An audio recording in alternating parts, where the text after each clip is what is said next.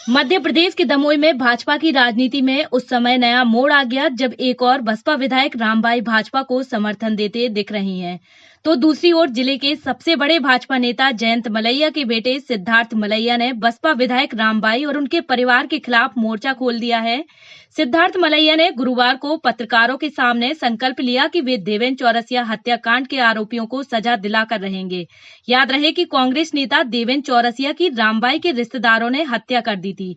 सिद्धार्थ ने खुलकर आने के बाद दमोई की राजनीति में नया बवाल शुरू हो गया है। दमोई जिले के पथरिया में बसपा की टिकट पर जीती रामबाई सिंह परिहार की राजनीति को समझना मुश्किल है। उनकी मजबूरी है कि जो सत्ता में रहता है वे उसके साथ हो लेती हैं। पिछले 15-16 महीने से रामबाई लगातार कमलनाथ का समर्थन देती रही और उन्हें बड़ा भाई बताकर दादा दादा कहती नहीं। इसके बदले उन्होंने कमलनाथ सरकार पर दबाव डालकर देवेंद्र चौरसिया हत्याकांड में बंद अपने पति गोविंद सिंह को बरी कर लिया, जबकि उनके 2 दर्जन रिश्तेदार और समर्थक इस हत्याकांड में अभी भी जेल की सलाखों के पीछे हैं। जैसे ही मध्य प्रदेश में सरकार बदली, रामबाई कमलनाथ कैंप को छोड़कर भाजपा के पाले में आ गईं। बीते राज्यसभा चुनाव में उन्होंने भाजपा उम्मीदवार को वोट दिया था।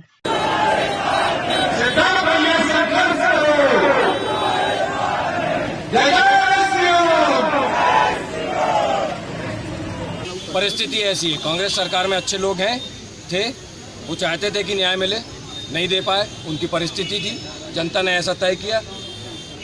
भाजपा में चाहते हैं कि उनको न्याय मिले, उनको न्याय मिलेगा। उसमें और कोई किसी के कहने का, किसी के दोषारोपण करने की कोई बात ही नहीं है। मी वर्सेस देम क्यों होना चाहिए? क्यों हम न्याय की बात नहीं कर सकते? उस तरफ एक तरफ वो खड़े रहे, एक तरफ हम खड़े रहे, ऐसा क्यों होना चाहिए? हम दमों की बात कर रहे हैं, बीजेपी और कांग्रेस कहाँ से है इसमें?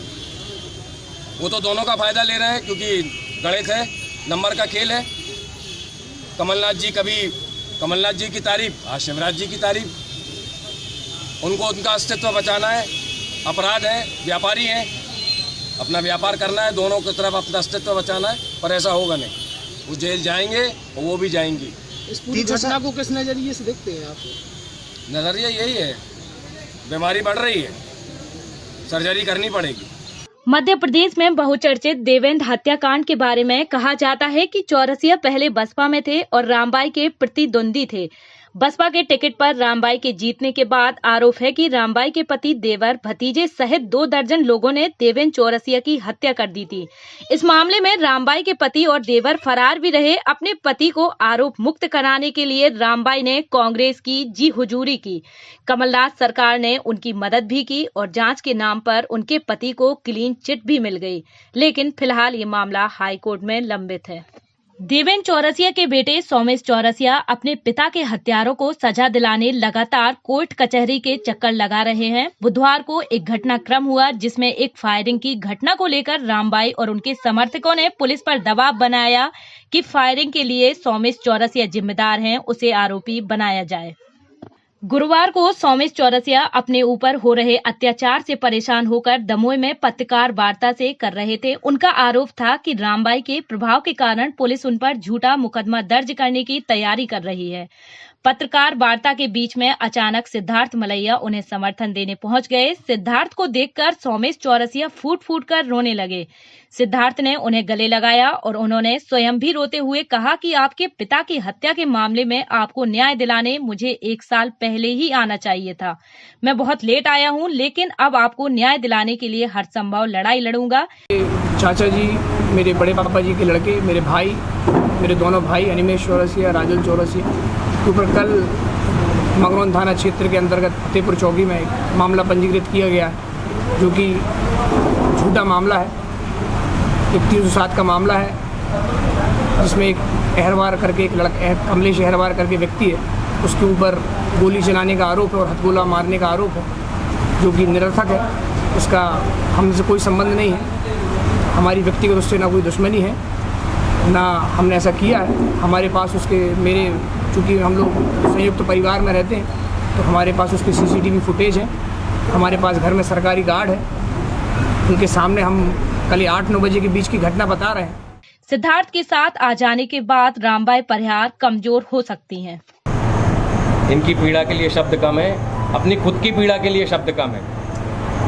गुलाम महसूस करता हूं अगर मैं ये बोल नहीं पाता हूँ जो उनके साथ हो रहा है।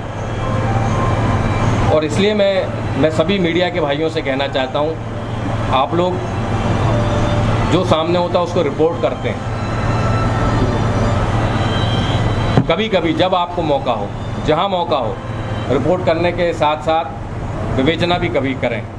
सिद्धार्थ मलैया ने सोशल मीडिया पर दमोई के जेलर राणा पर गंभीर आरोप लगाए हैं। उनका कहना है कि दमोई जेल अयासी का अड्डा बन गई है। रामबाई के परिजन और समर्थक जेल में षड्यंत्र रचते हैं। पूरे मध्य प्रदेश में कोरोना के कारण जेलों में मुलाकात बंद है, लेकिन दमोई जेल में रामबाई के समर्थकों के परिजन चाहे जब आते जाते हैं और कई बार तो रात वहीं गुजारते हैं।